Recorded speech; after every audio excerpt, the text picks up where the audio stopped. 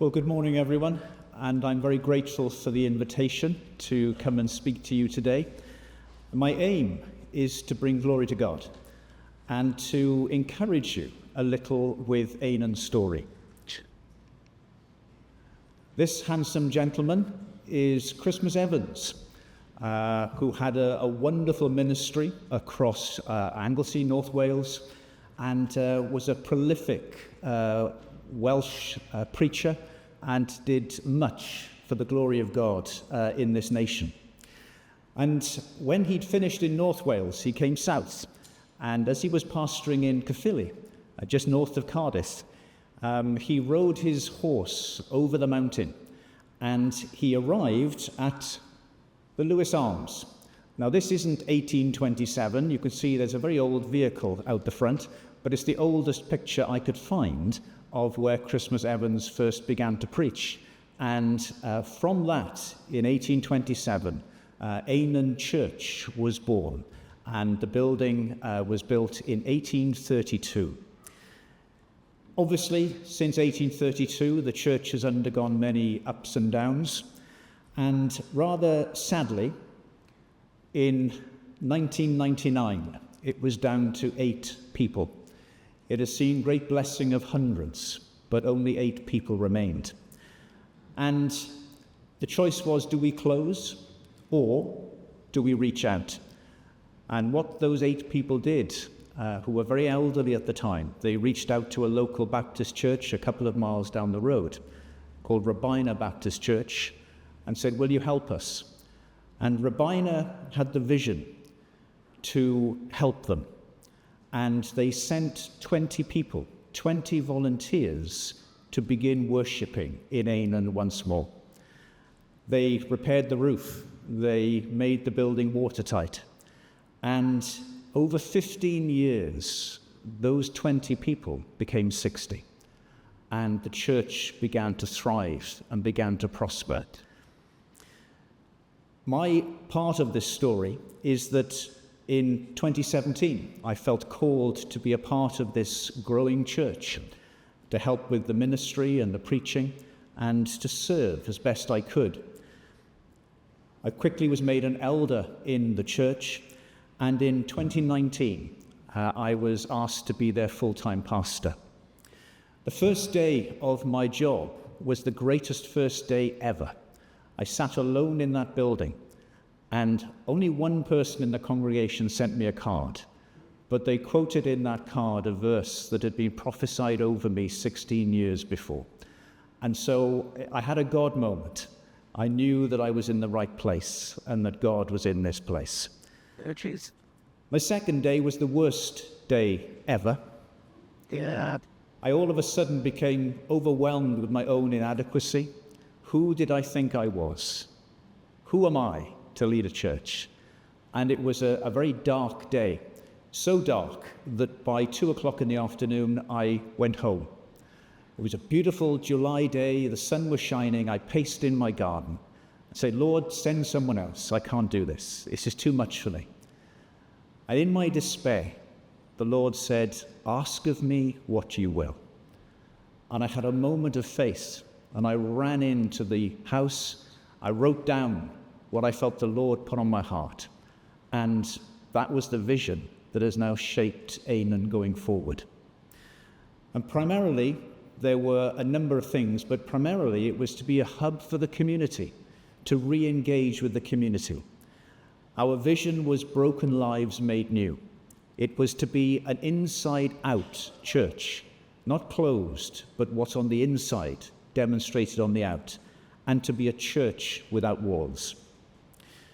As you can see from the building, it was tired, it was damp, it was confined, it was uninviting. And for that to be a community hub, things needed to change. It was behind very high walls with iron railings. The gateway was just a single gateway. And as you can see, the rather austere wooden door gave no indication of what was going on behind. So in COVID, we took the decision in faith that we would rebuild and extend to make it a usable space. We only had 35% of the money, which is a problem. Right. I think back now, and it brings me out in a cold sweat, but with only 35% of the money, I signed the contract with our contractors to do the work.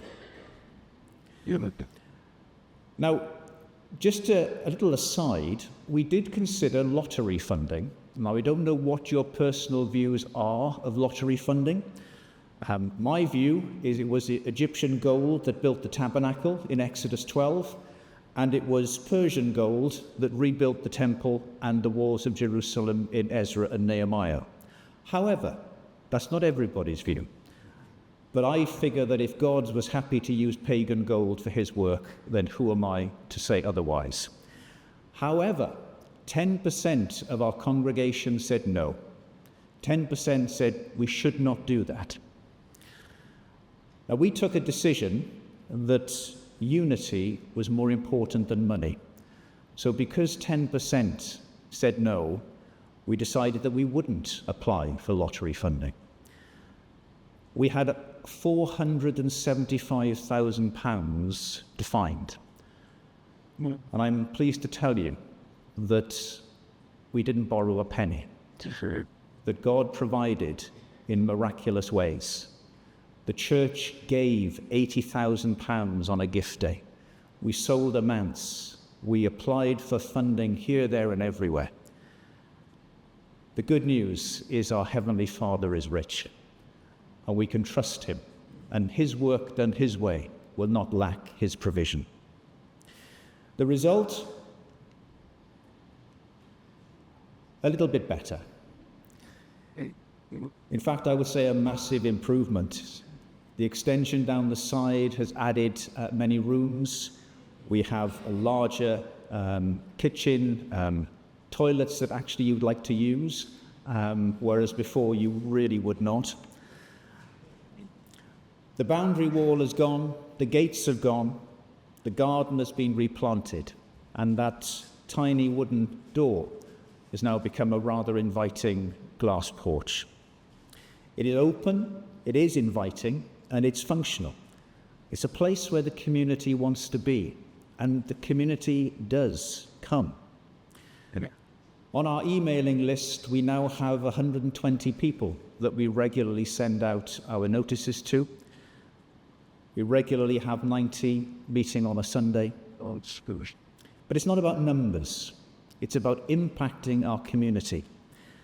And we have a well-being session every week.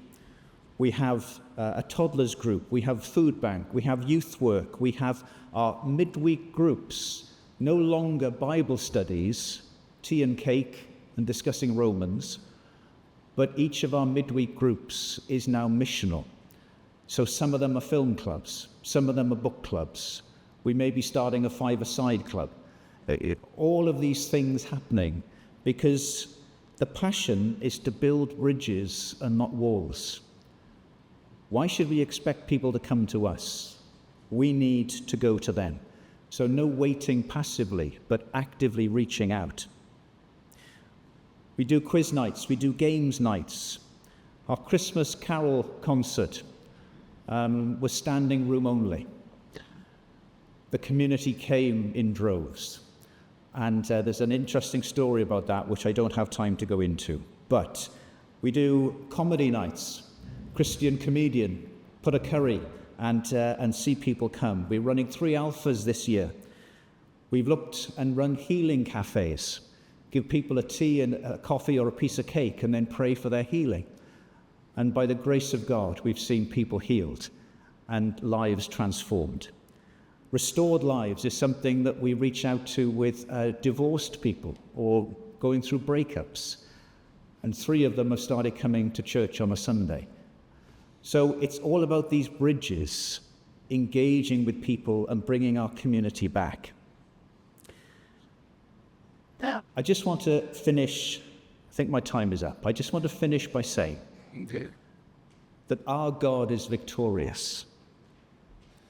Our God has never suffered defeat. Our God is powerful, our God is strong, our God is able. And our God is on the move. I see it in Ainon, I see it all across Wales. I hear the stories. My heart rejoices. Our God is supernatural. And it is inconceivable that his church will not also be supernatural. His church reflects who he is. So we're excited by what God has done with us. We're excited by what God is doing. We are excited about what God will do as a result of today. Thank you very much.